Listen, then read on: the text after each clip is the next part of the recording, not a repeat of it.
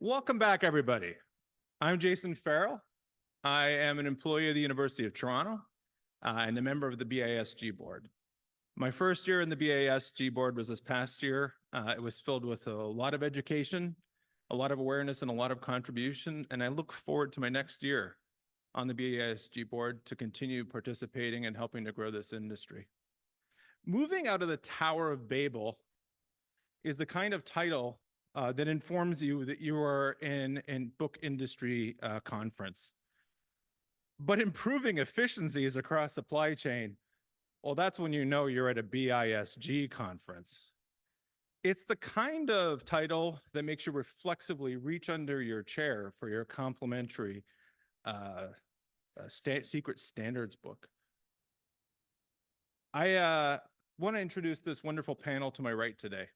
They're being moderated by the Book Industry Supply Chain Committee Chair, Ken Brooks. PACE students know Ken as Professor Brooks, but the rest of us regard Ken as a supply chain superhero. Ken brings depth and ease to every discussion he helps lead, and we're lucky to see him twice a month as part of the BISG committee and as a moderator for the Lunch and Learn sessions. In those sessions, Ken guides us through a thicket of issues and conversations about paper, printing, demand, inventory, transportation, sustainability, you name it. And he does so with a calming presence and every once in a while a thoughtful and provoking question. And if we're lucky, that question is usually accompanied by a wry and impish smile. We're lucky to have him today. Please welcome Ken Brooks.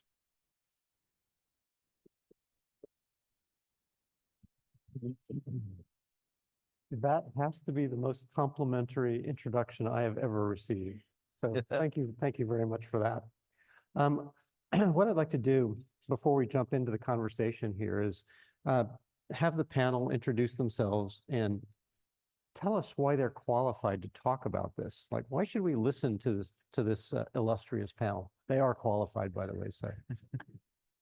Jess? I'm Jessica Wells. I'm the VP of Customer Operations at Penguin Random House. And the role of our group is actually to act as a liaison between our retail partners and our fulfillment operations and IT teams in order to improve supply chain initiatives, in order to improve the flow and remove friction from the supply chain between us and our partners. Great. My name's Alan DuBose. I'm a Senior VP of Planning and Data Analytics for Books A Million. My role primarily is to sell books and sell as many as possible. And so the more efficient we can run the supply chain, the whole gamut from start to finish, I believe the more books we'll be able to sell. And so that's my number one initiative, and that's why I'm here. We have a mutual goal. Yes. Well, I'm Claire Holloway. I'm the chair of the Metadata Committee for BISG. I'm also the manager of publisher relations for OCLC. So I got started in publishing in 2000. I worked in publishing for 20 odd years before I pivoted to the library. And so I'm a late life librarian. And so I'm bringing that knowledge of the reality of the publishing supply chain and coupling it with the library side of things, which sometimes, doesn't get spoken about a lot. It's kind of mysterious, kind of like this room, right? And that's what I bring to the table today. So why should the audience care about this particular topic? What problem are we looking to solve here? Just anybody, feel free to jump in. Well, for the retailer side, it's really just about streamlining the my role. One of my primary roles with my organization is forecasting sales, forecasting inventory, forecasting returns, the whole gamut. And so the more information, the more trustworthy information that is organized in a way that is useful, but is also streamlined and is in this world that we're in now, from where labor is tight, and we're always looking for systems to help us. That's ultimately our goal, is to at some point, I think AI has already been mentioned a few times today, but that's really what we're looking for, is how do we take all of this data, organize it in a way that is useful and actionable, and then how do we implement our systems on top of that can organize and strategize that data. And I think to build on that, on both sides of the equation, not only for retailers, but also for publishing partners, we are working with a number of different retail partners, and each of our retail partners requires shipments or data in a slightly different way. And that's not to say that they're not also utilizing standards, but that's just a fact, is that different partners need a different form of service. So if there's any way that we can alleviate those differences, even by a fraction, that just helps improve the speed to shelf. It helps improve the transparency that Alan was just alluding to between two companies. So it becomes really important. So Claire, it must be that in collection development, you're also kind of doing some kind of forecasting, or libraries are doing some kind of forecasting as well. Libraries do that, Yeah. and it's within the environment in which they can work. Their providers are giving them that environment to work. But I don't know how many of you got to see an excellent presentation that BISG put on from Book Ops. Stephanie, and I blanked on her last name. It was for the Workload Committee, and she brought up this in her role as in acquisitions. Having the multiple towers of Babel. Like there's multiple ways in which she has to interact with data, with forecasts, with her own system to tell what does NYPL need to have on the shelf. And so I think that's the problem, as I see it, is the multiple towers, of which only one is the library. One is the print book for retail. One is academic, textbooks, and there's lots of shared pain points and challenges, and how do we use standards to try to bring those multiple towers together so that we can work through it.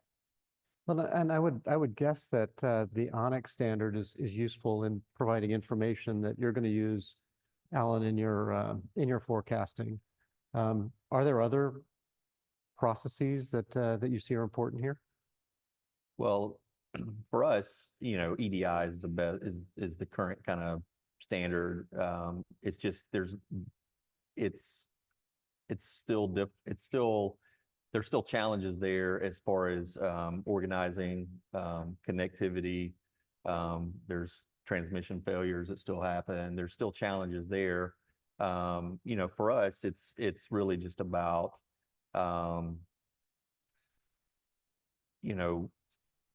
we don't have an unlimited resource or a group of resources that we can dedicate to all of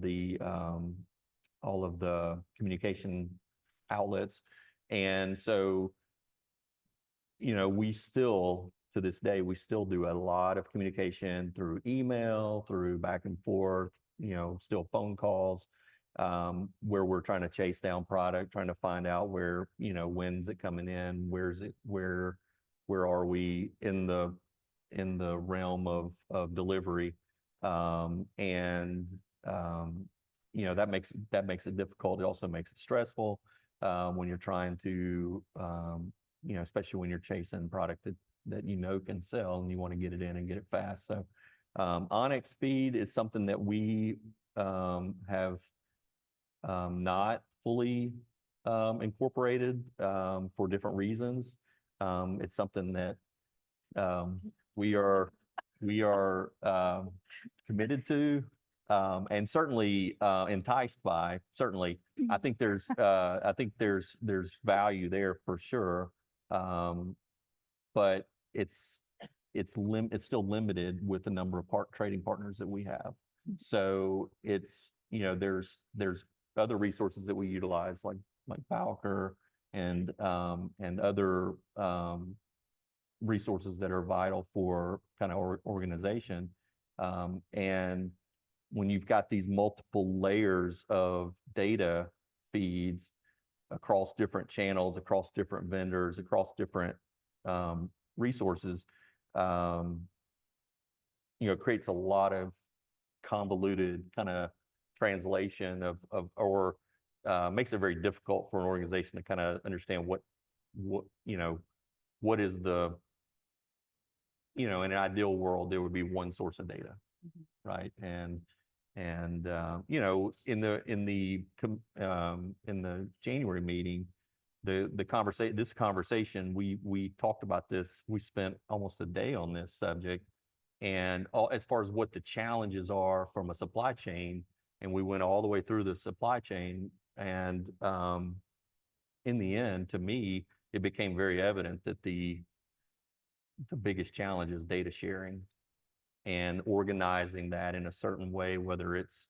I mean, in an ideal scenario, there would be some centralized kind of organization of the data feeds that everyone could commit to and buy into, and it would be beneficial for all layers. Let me jump in there. So I heard you talk about exchange of catalog information. Mhm. I heard you talk about purchasing information, so the PO and POA, that sort of thing. Mhm. I heard you talk about delivery, so advanced shipping notice. I think you mentioned returns as well, so there's another opportunity there. And in the past, we've also talked about exchange of inventory and point of sale information. So Jess, do you have anything to add to this? I mean, absolutely. I think that I think when we think about trying to solve for challenges, we're always looking for a new solution or, you know, kind of what's next. And where we are today, I feel that not only is it great to have an eye towards what's next and how can we, you know, use new technologies and, you know, move forward to improve the supply chain challenges. But I think within the standards that we have today, within EDI, within Onyx, we already have so many elements that aren't being utilized to their full extent that some of these challenges can be alleviated a little bit just by being a little bit more robust within the standards and utilizing the full extent of the standards that we already have. You know, for example, in EDI, there's, you know, a number of elements that we do send and some that we don't and should be. But in order to provide carrier information and to our partners, and you know, but we learned that a number of our partners aren't utilizing all of the fields that we are sending, and therefore emailing our customer service teams for that information. And so, if we can partner with our you too? No. No. So if we can partner with our downstream retailers to, you know, basically, and trading partners in order to kind of build out the robustness of the data that's already being sent, I think there could be some wins there. Now, didn't you mention in our prep session that when we talked about this, that you had, yeah, here comes the curveball. It's not a curveball, but that you're dealing with like fax orders and paper orders and We are, and yes.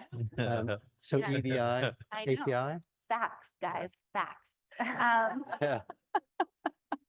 Yeah, so we do also, you know, prefer to transmit via EDI, but we are still receiving phone call orders.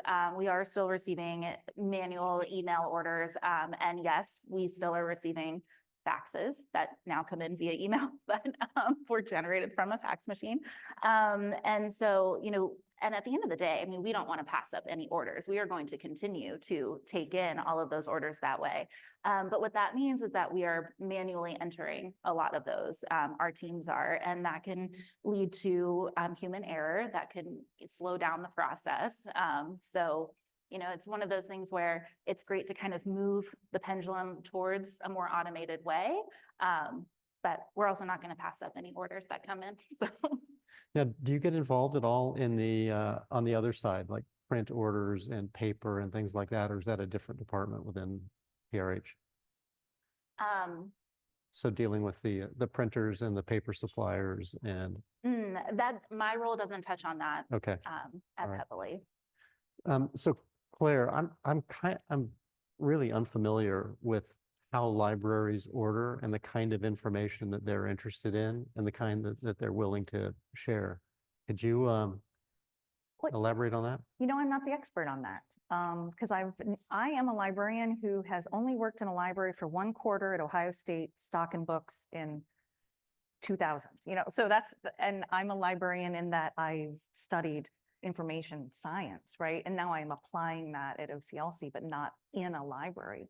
But what I see from librarians is the multiple different systems they have to use, the exchange of data behind the scenes that may not match their expectations or their needs.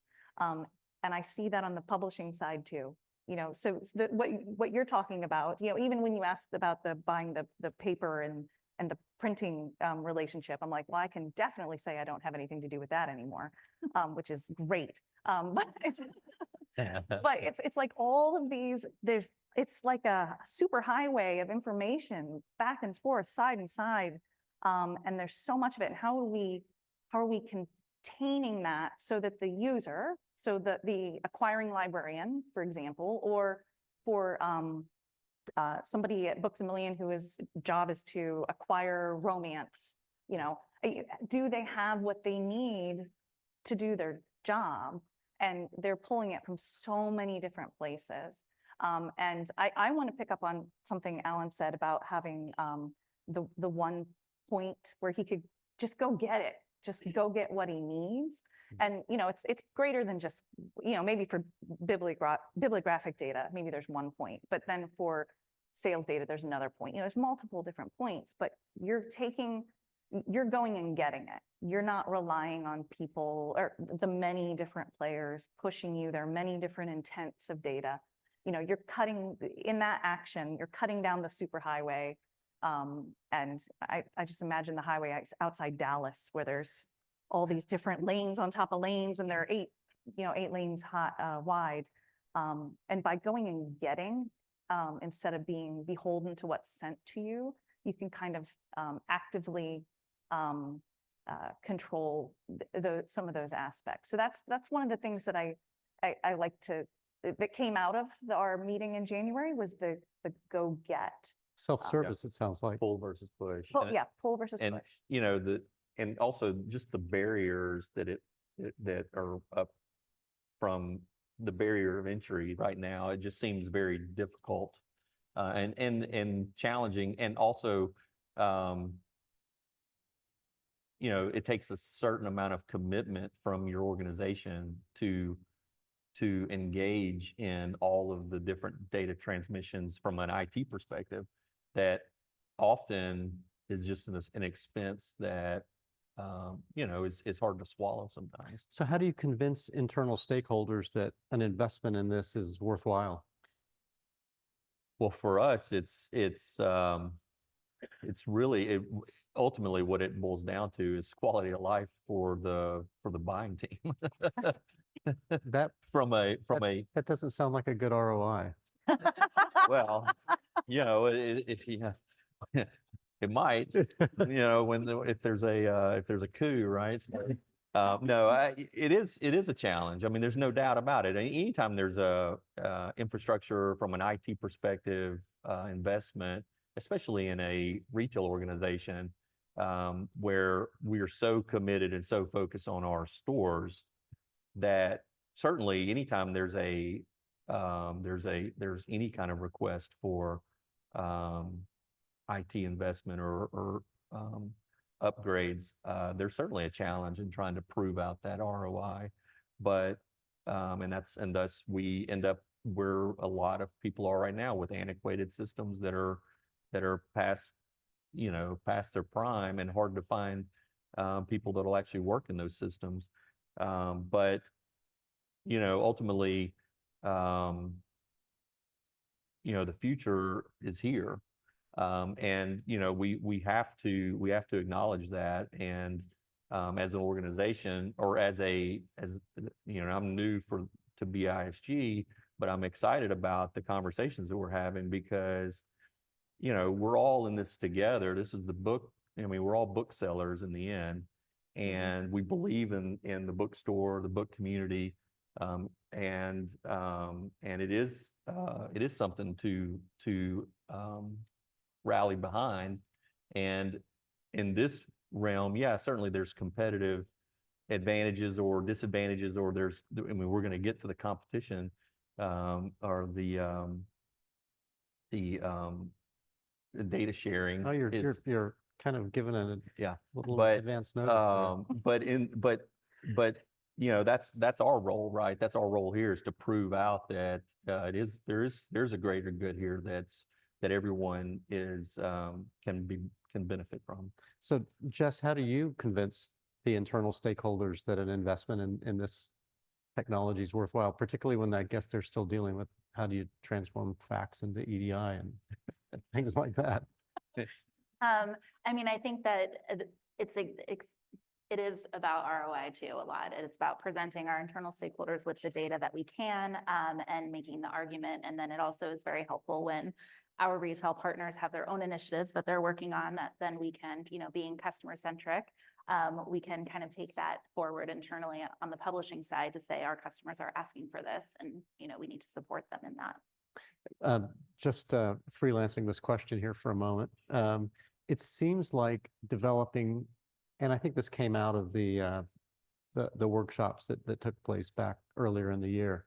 It seems to me as though developing a vision of here are the major processes of the various trading companies and how they work with each other, and then coming up with that standards like royalty statements that we heard about earlier, so that people, as they are working towards the future, at least have a vision of where they're going. It seems like that might be a reasonable mission for BISG.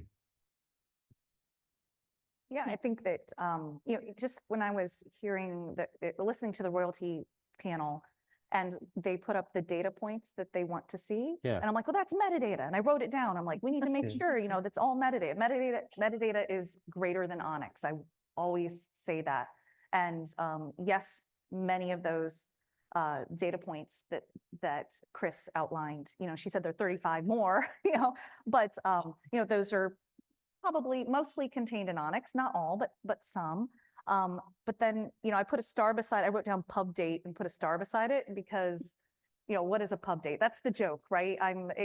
What does a pub date mean to each individual house? And so it's about the intent of the data as well. And I think that that's how BISG can help. I know on the metadata committee with our best practices document that we're working on a revision and led by Pat Payton. Thank you, Pat. We're thinking about the intent of the data. So when we're offering advice, yes, this is the Onyx code you use, but you need to consider this when you're setting the intent of the data. And that allows it to be more clearly communicated. And I think that's one of the roles of BISG is, you know, just to aid that communication. And they talked a lot this morning about, you know, education and the research, and I'm big on amplification right now. So, you know, if we can amplify that best practices document, we can all focus on that intent, you know, baby steps will get there. But I see that as a true role for BISG. And I was just going to say, and as, I mean, standards are a living and breathing entity, right? And so the reason, you know, BISG has this longevity of having been working on standards for quite a while, but our terminology changes as our industry evolves. And so it's really important to have an organization that is working to adapt best practices and continue to evolve with the evolution of our industry as well. When Chris mentioned the nose to tail, I was actually thinking you weren't going to be pointing at the ship. I thought you were going to be pointing at the elephant back there, and thinking of each of the partners in the supply chain as with their nose hooked onto the tail of the next one, and so we're kind of linked together. That's where I thought that was going to go. It didn't, but couldn't resist the image. I could have gone somewhere else too, but we won't. Yeah, that's right. Yeah. All right, moving. This is a family Yeah, I had to throw show that in. here. Is it only the big players that gain with this? It would seem like a small publisher that doesn't have a lot of systems is going to be in the position of using phone calls and emails and, maybe even faxes, small retailer. How do they benefit from this way we're thinking about it, or, small library?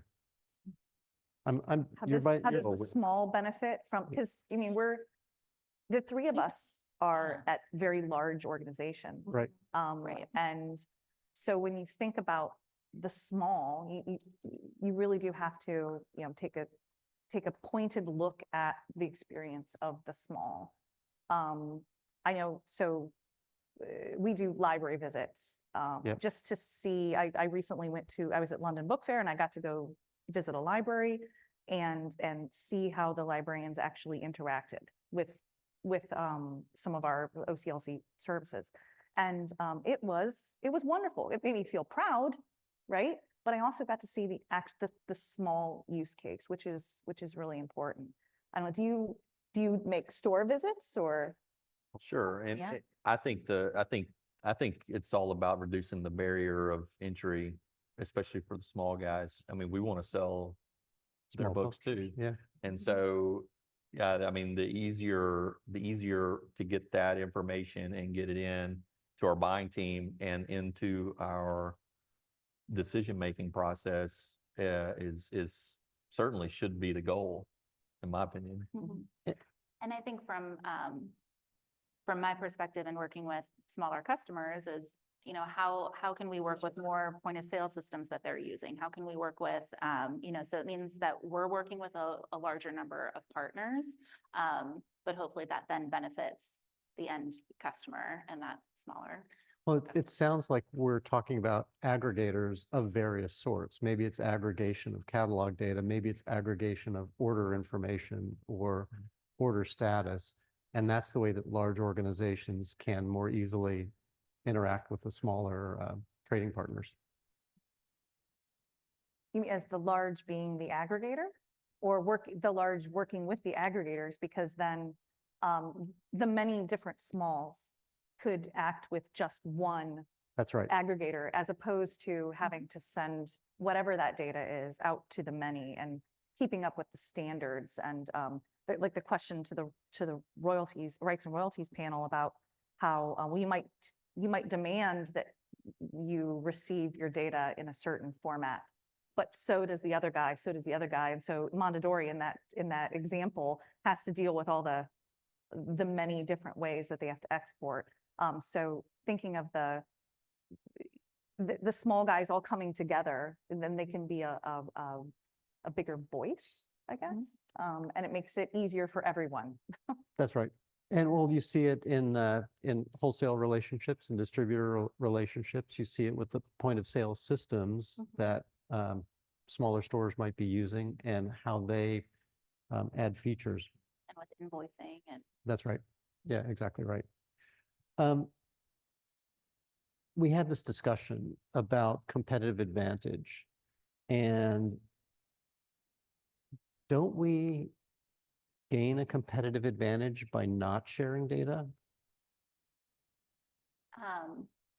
I think that there are competitive advantages to be had by improving your supply chain.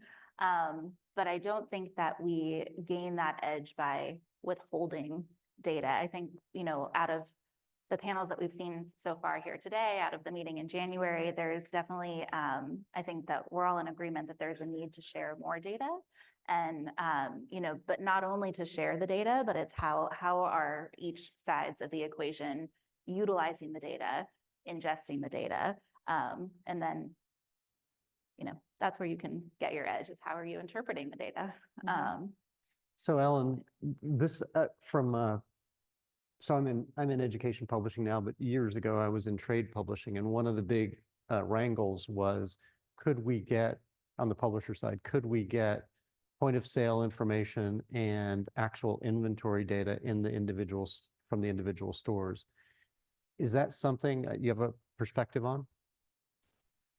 let me put it this way. What's your perspective on that? I think the reward is greater than the risk. Yeah. You know, the book business is so broad in the SKU base, in the title base. You know, we need all the help we can get in translating what's working and what's not. We don't have all the answers. I wish we did.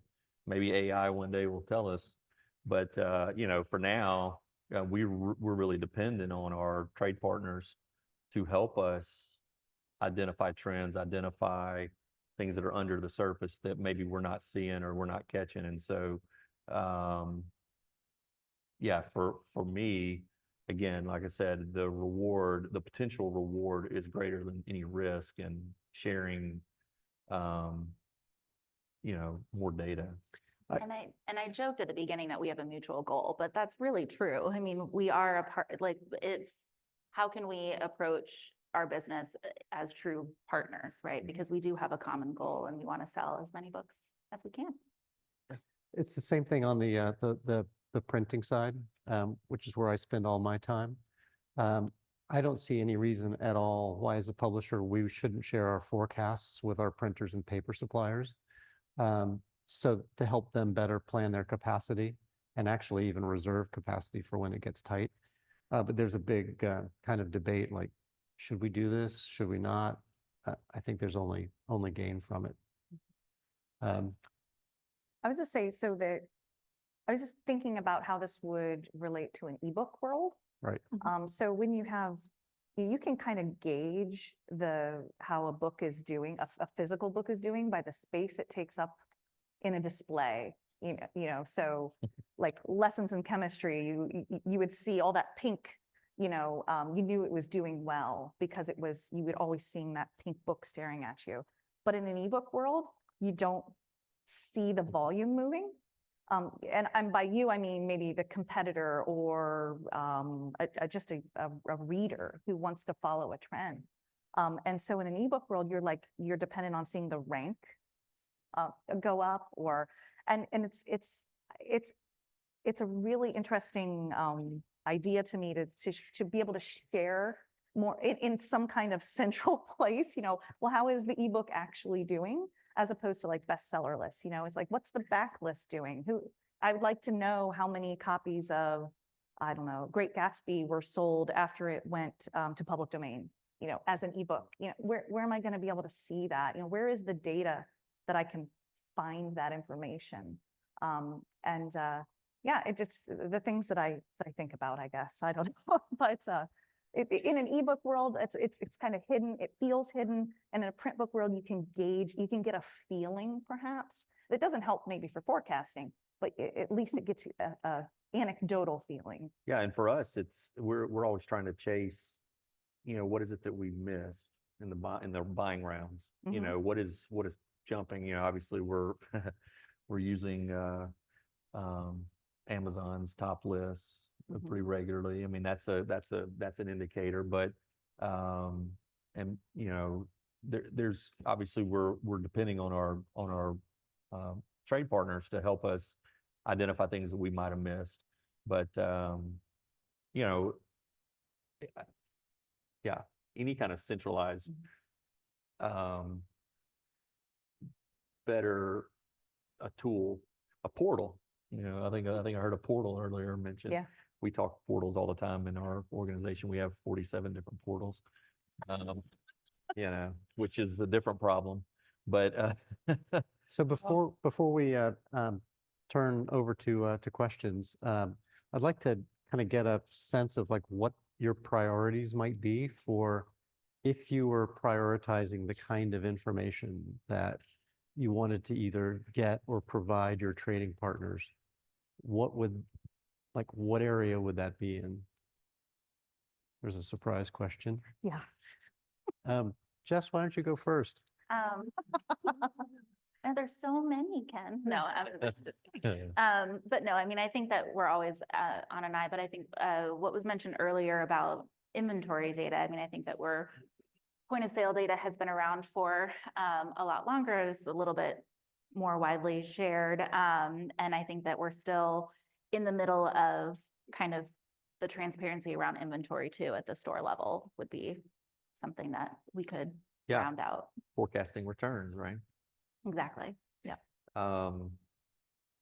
You know, on the supply chain side for us, COVID obviously created a lot of stress on the buying team on making decisions up front on how much to buy, right? Because we don't know when it might reprint, if it pops, right? There might be a pretty serious lag time. And so, you know, we're always caught in between we're always caught in between this kind of quandary of, well, you know, take a lot of risk because it's returnable, right? But that's not free. So, you know, what's the balance there? And, anyway, so how that translates to now is, I think there's still scar tissue there from the buying team often on, well, I don't know, you know, is there going to be supply chain constraints, or is this, if, you know, where should I place my bets? And I think better communication, better visibility there is something that would be a high priority for us, just to better have a better understanding, make us more comfortable about how the supply chain is going to work in aggregate. I was just remembering that story about the containers of cookbooks that washed into the ocean. Yes. And with all the Red Sea problems and others that we've got, there are certainly issues there. Yeah. Claire, any last comments about like most valuable? Well, I'd say from the library perspective, you know, the size of the library as a market is obscured a bit because you can't see your circulations. You know, you, the publisher, don't necessarily know how many times that one hardback print copy of Lessons in Chemistry left the library, you know. And so there's usage data that's sitting in the library that maybe would definitely be helpful to the publishing industry when you're thinking about strategy and holdings data. You know, like how many of this copy or how many of this title is actually in circulation at any given time. So you could appreciate the backlist more. Yeah. Because the backlist that is heavily circulated is really, you know, I think where the money's at.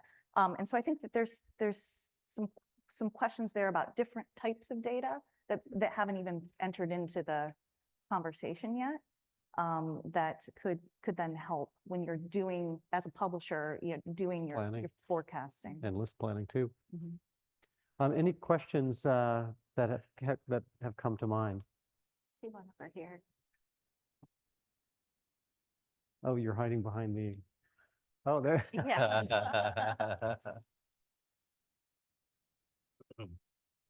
Yeah, this is really interesting. I'd like to ask a question or raise a topic that might be a little heretical for this audience.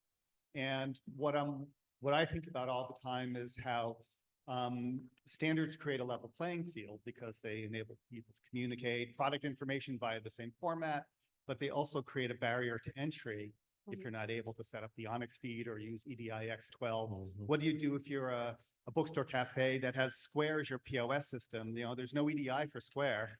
And I'm wondering, Ken or any of you, if you see a transformative technology that could be used, as Alan said, to gather and organize information. You know, it seems like a logical application for AI, but I don't see anything coming down the pike that can make it easier for people to communicate in less rigid formats with the existing supply chain, which is very efficient for what it does, but leaves a lot of people kind of, you know, hanging out with their fax machines and stuff. I know that. Oh yeah, analytics. My perspective really is, I sure hope so, and you know, we certainly don't have the answers, but we're hoping to engage the conversation until we find that solution that works for all parties. That's my vision.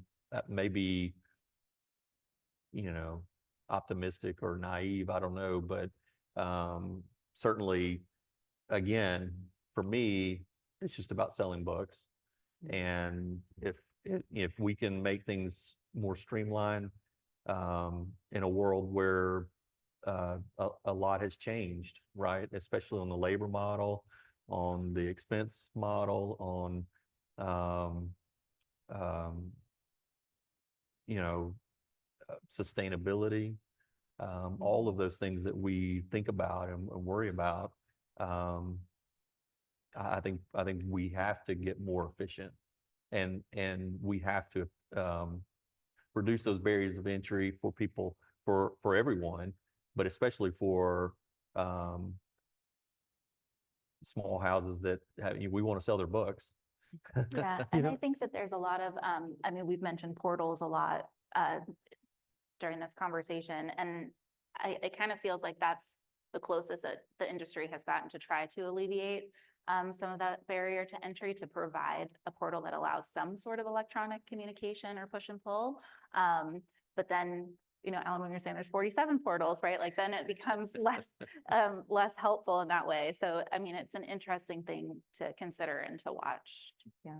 There's been some really great progress in taking unstructured data and turning it into structured data. It's in the document management field. So I'm imagining using AI to interpret like whatever kind of data this is, particularly maybe with the list of 35 elements in a royalty statement, to say, this is how they match up, and bang, here's your Excel sheet that matches. You'd have to check it, but progress is really coming along pretty quickly in AI and document management that could well help that. Yep. Others?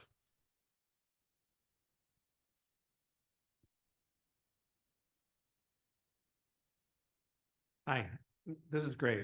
Over the last like 15 years or so, I've seen the industry get more and more internationalized, as you know, because of POD, because of ebooks, because of audiobooks, et cetera.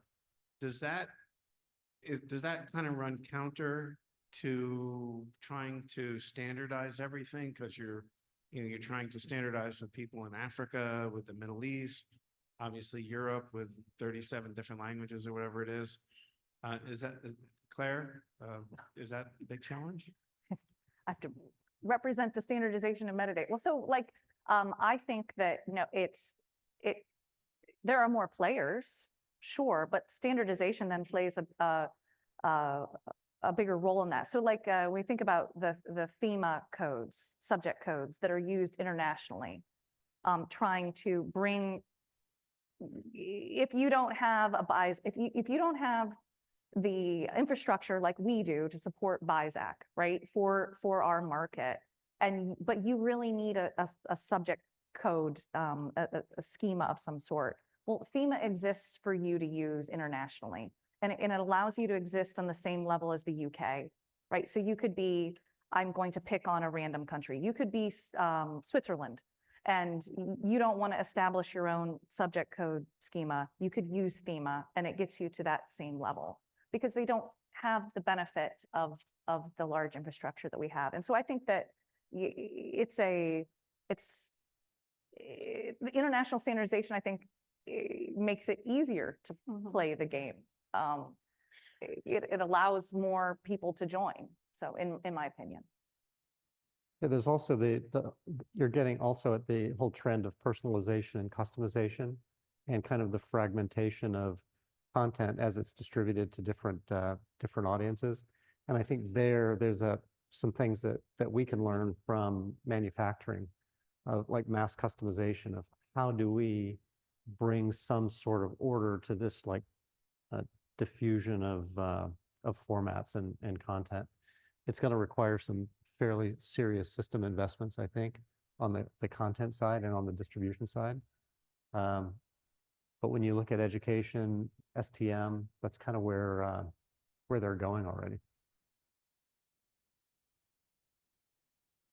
Any other questions or comments?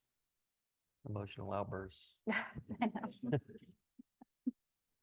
Any challenges that we haven't mentioned? Matt Cannell, are you in the room?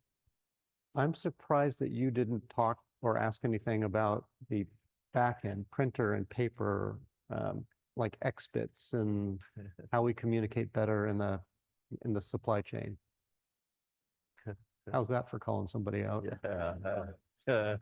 So, yeah, I mean, I think there's definitely an opportunity and, at the January meeting, we were talking about things like, from as a printer, I know, for example, when a product's going to ship out the door and, Books A Million, is, receiving that information, from a intermediary. But certainly from what we could receive and I think improve upon is how we plan our capacity. And so some things just as simple as, like having a way to have a permission to see like a publisher's list of fall titles, and not having finalized data, but just having some sense of, okay, this is what, is coming up. There's a lot of capital investments that, take time. And so the more that we can kind of plan ahead, the more that we can support the publishing industry. Very good. Well, thank you. Any last questions before we wrap up here? Okay, thank you everyone for your great contributions.